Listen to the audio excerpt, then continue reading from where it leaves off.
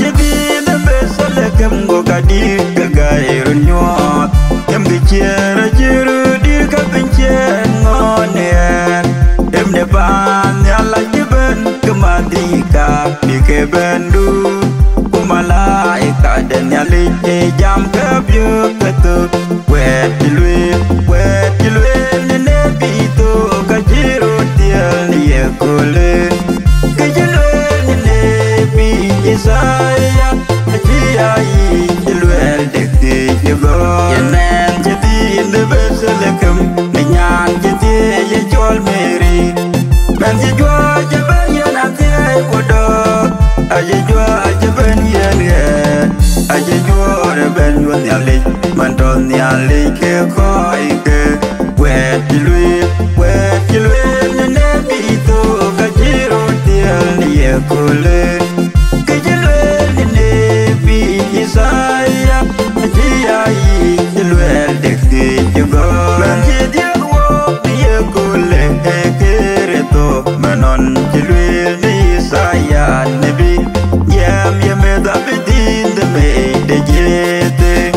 Corpor, Yekopa, the Ramin, again, yellow, you walk, where Jiluel, Nebito, Kajiro, the Yekole. Isaya, Jai, Luel, Dixi, Jugor, Jange, Dichiben, Pinal, Malaika, Yadur, Era Jaburo, Wijam Yella, Wajan Gadul, the Yakule,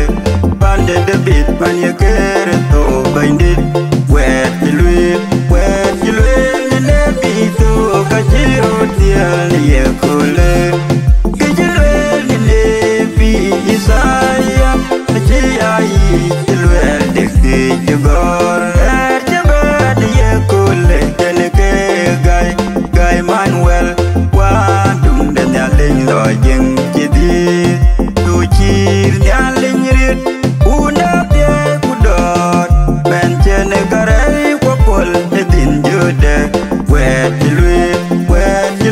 and Nebito, Kajiro, Yakule. Isaya, Jai, Luel, Dixi, Jugor, Durku,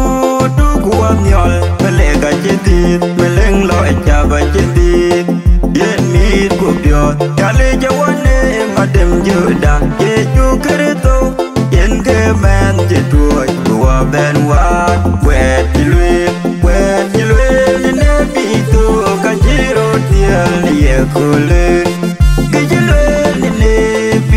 Isaya, Jai, Luel, Dixi, Jugor, Alleluia, Rabbatin man, Jenny Pignum Tea, Eya Bedoria, to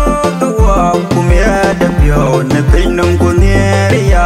where you live, and Nebito, Kajiro, Tiel, Yakule, Isaya, Jai, Luel, Dixi, Jugo, where you live,